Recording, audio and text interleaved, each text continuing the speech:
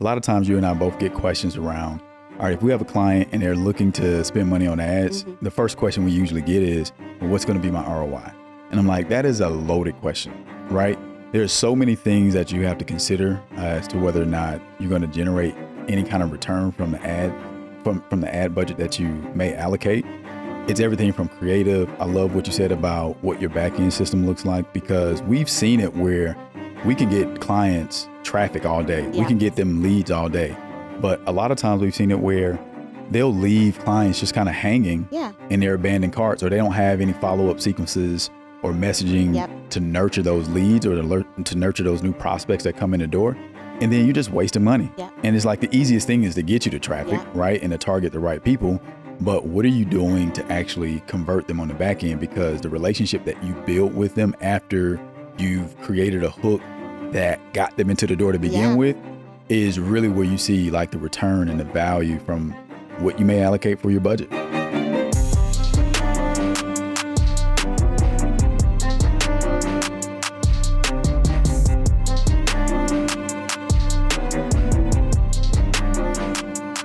Another episode of the Heavy on Brand podcast. We got the amazing Kelsey Glass here on the couch with us today, and we're going to start to dig into ads a little bit. I think both she and I work in spaces with clients where it just keeps coming up as a topic of discussion. We get a ton of questions around when is the right time to run ads, what should you be thinking about, and it's such a layered conversation. We only have about 15, 20 minutes to get into it, but I think just given the experience that she and I both have with running ads and making recommendations and building strategies and campaigns off of things that we've done in the past, we wanted to just kind of just talk more about it and just see what we can offer up as far as value so that you can hopefully get something out of this conversation that you may be able to take away and implement into your business. So Kelcie, what's good? Yeah, what's going on? I'm excited to have this conversation. We were talking a little bit earlier about ad seasons almost, right? And like some of my clients have like sprints at certain times of the year. Sometimes they don't run any ads for that year. And just kind of being prepared for those asks. And one conversation we were talking about is that it's a blessing, right, to be able to outsource for your ads. So to be able to ask an agency to support your ads. I know we have contacts with great agencies, which I love because then I don't have to do those ads. And so, their ability to do that. But if you don't have that ability, and most of the time you want to keep things in-house and you think they're manageable because social platforms and Google makes them accessible. I like to share information with like business owners of like how they can accomplish that, how they can have high performing ads with small budgets or big budgets. So I'm excited. Yeah. So let's start there with companies who, let's say, are just, first starting out with ads, right? And they really don't know how much they need to spend. They may have some level of a budget. They could have a small budget. They could have a big budget.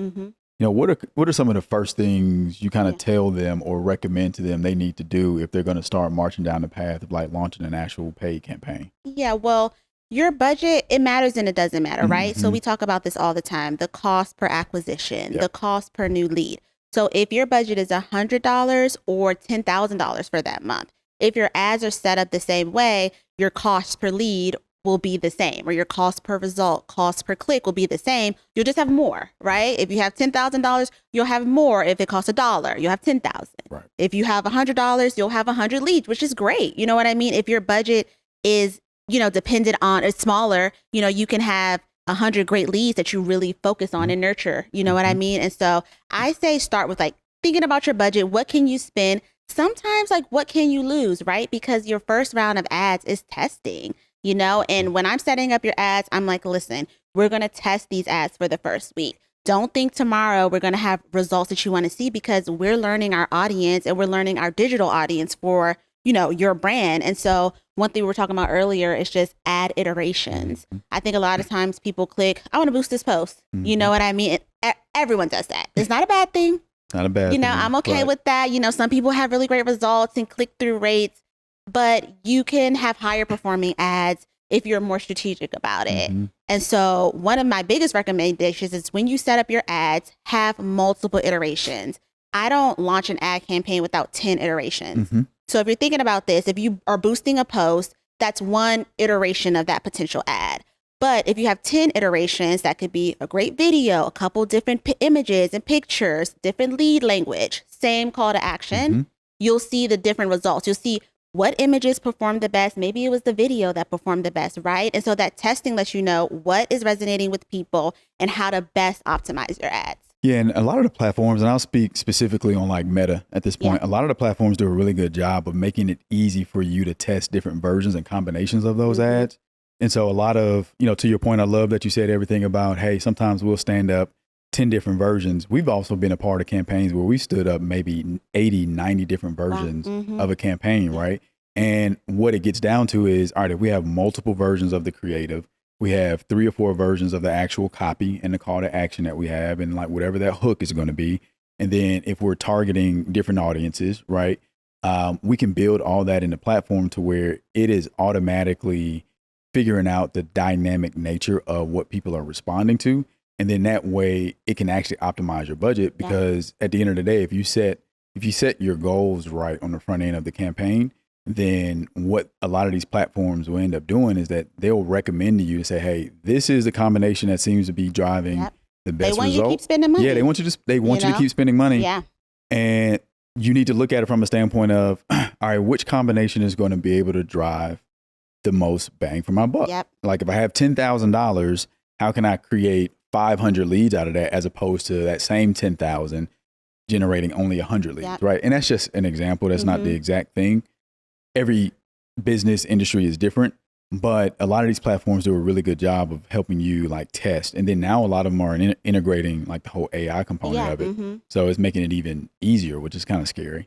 But it is what it is. And integrating every single ad campaign with your CRM or your customer management system or your email marketing system, whatever you call it, it's really important, because they're utilizing these platforms and giving you kind of like the key to be like, once an ad lead comes in or once a result comes in, we're going to push it into your ecosystem. So you don't even have to follow up in this space. And then you can nurture that relationship from that ad that we got in front of these individuals. Another thing that I think about a lot with ads and like different platforms is like, what is your goal of that ad and the goal options within the platform? So we talk about LinkedIn a lot. I'm standing LinkedIn more and more. And one of the things that I like about LinkedIn is that your ads can have different calls to action. And one thing that I've been testing recently are the download call to action with your ads. So basically, you kind of create a gate on your content. So let's say you want to get new leads, and kind of just saying, hey, click this to learn more is not strong enough for certain audiences. For high value audiences, the CEO is not going to scroll and click like, yeah, sign me up for this. They know what it is, right? But if you have a downloadable, which you can, associated with your LinkedIn ad, you can say, fill out this quick form to download our 2025 trends for LinkedIn ads. And then you get that contact information because they click that, and then they get a free download, right? So they're getting something from that. And I found that was very, very valuable, and we saw really great results when you're giving someone something, and you can automate all that and have really great leads from that. Yeah, 100%. I mean, that's a really good example. And it kind of dovetails into like the next part of what I want us to get into is, a lot of times you and I both get questions around, all right, if we have a client and they're looking to spend money on ads, the first question we usually get is, well, what's going to be my ROI? And I'm like, that is a loaded question, right? There's so many things that you have to consider as to whether or not you're going to generate any kind of return from the ad, from the ad budget that you may allocate. It's everything from creative. I love what you said about what your backend system looks like, because we've seen it where we can get clients traffic all day. We can get them leads all day. But a lot of times we've seen it where they'll leave clients just kind of hanging in their abandoned carts, or they don't have any follow-up sequences or messaging to nurture those leads or to nurture those new prospects that come in the door. And then you're just wasting money. And it's like the easiest thing is to get you to traffic, right? And to target the right people. But what are you doing to actually convert them on the back end? Because the relationship that you build with them after you've created a hook that got them into the door to begin with is really where you see like the return and the value from what you may allocate for your budget. Yeah. And also sometimes we can't control like how they feel when they land somewhere. Exactly. So like we set up really great ads and then they land on your website and it's not optimized. And maybe we don't manage the website, because if we did, it'd be optimized. But they land on the website and it doesn't move them or help them take a follow-up or a next step. And so we can't control that, but we did really great on your ads. And now you think that they were lower performing because when they landed there, they didn't take a next step that was out of our control. So I do experience that a lot.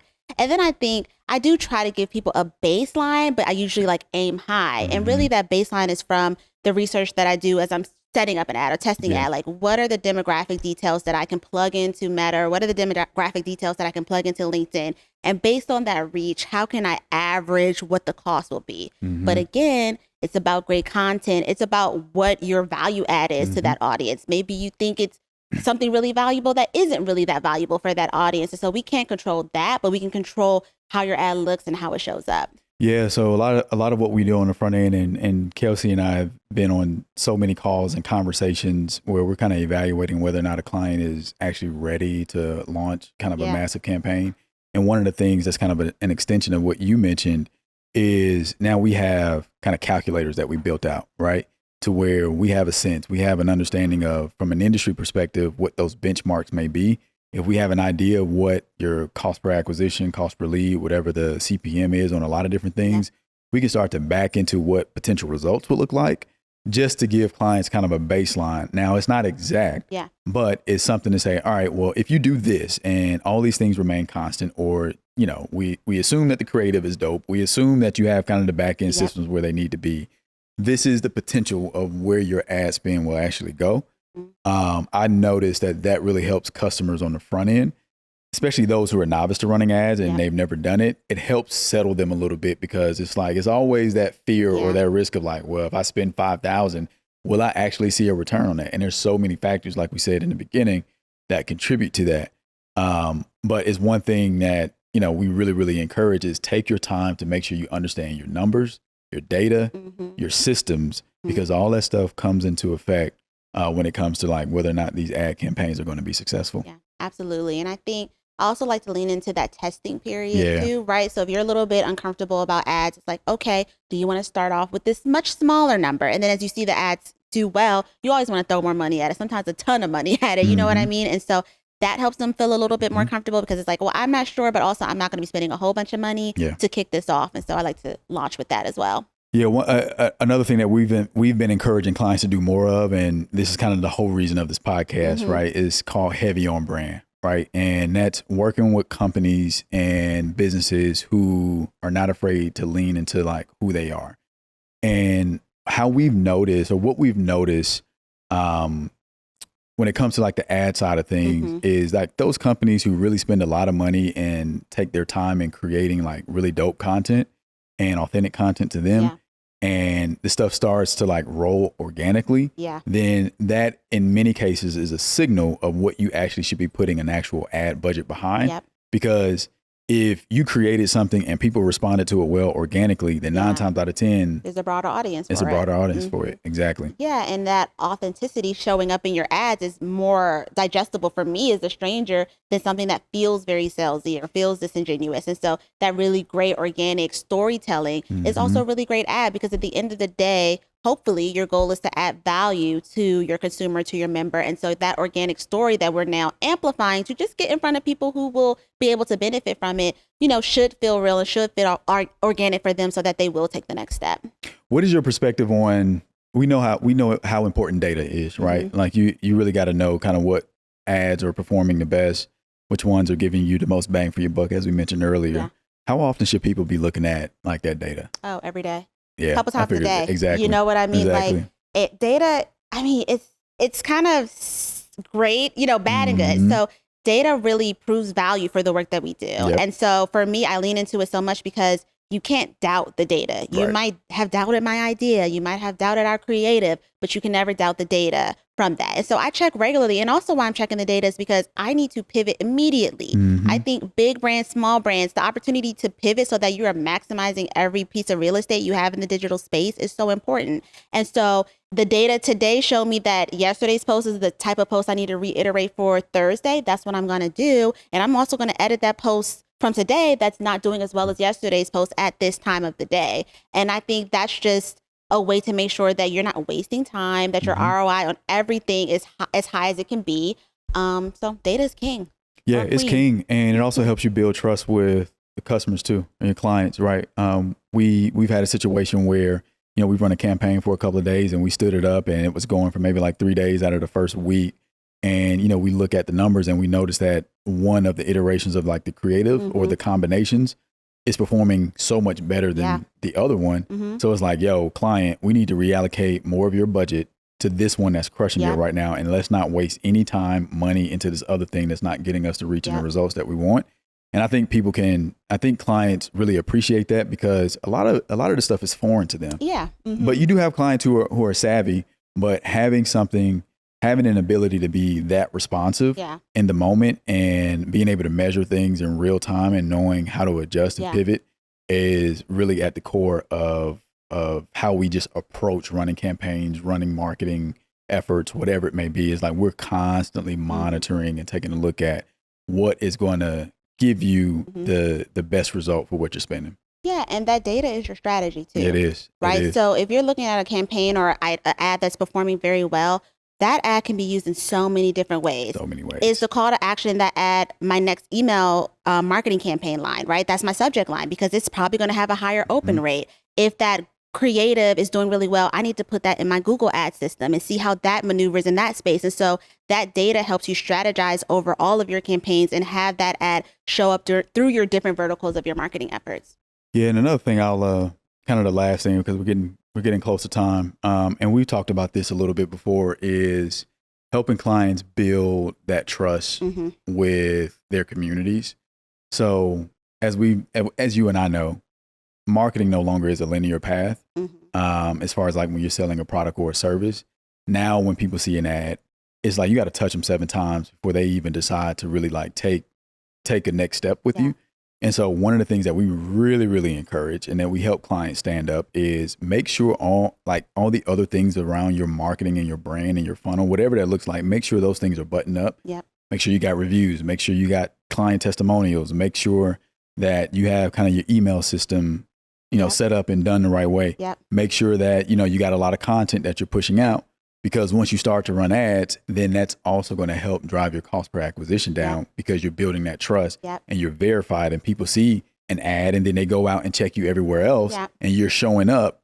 The likelihood of them converting a lot quicker goes up as opposed to you just running an ad and now it's more of a transactional relationship and then they don't see you showing up anywhere else. And then it's like, these ads suck. They don't work for us. Yeah. And I love what you're saying about it being nonlinear. Because the assumption with an ad or the assumption with focusing on one aspect of the marketing process is that is what your audience wants. And there are audience members who just want your ads, right? But there are other audience members who consume content in different ways. Like I am a thought leadership consumer at this point in my life. And so, I saw your ad. Cool. But now I have some questions. Like, why is this product one of the best? Where is this like long form content that the founder, created that shows me their level of expertise? Do you have op-eds that you're self-publishing? Are they on your website? Are they on Medium? Are they on LinkedIn? And so I'm a certain kind of consumer. There's a lot like me. Somebody might just be moved by ads. I need a little bit more. Some people don't focus as much on their captions and the opportunity there. I'm also a caption person at this point in my life. The vanity of the ads, everybody can do that. Everybody's shit looks good. But like there's value in this caption. Like, okay, where is the expertise here? And so I think showing up in those different ways and having your brand be like full in that way meets a different type of consumer at every step. Man, I love this combo. I feel like we can geek out on it even more now that we're in it, but we're going to do more of this. Yeah, there's a lot more to talk about. Yeah, it really is. And also how everything pivots all the time too. So like we might be talking about ads in a different way in a couple of months, depending on how these platforms evolve, Man, it could be in a couple of weeks, at the rate we're going. Kelcie, I appreciate it. Hope you all got something out of that. We'll continue to put out content around things related to marketing, branding, content, all the stuff. But once again, we appreciate you tuning in. And if you want to continue to join the movement, feel free to find us at thecarbonthread.com. I keep messing that up. It's thecarbonthread.com is our website, at The Carbon Thread on IG, all the good stuff. And until next time, y'all be easy. See you later. If you enjoyed this episode of the Heavy on Brand podcast, be sure to like, subscribe, and hit that notification button. And if you need more information on all things marketing and branding, check us out at thecarbonthread.com. Until next time, stay heavy.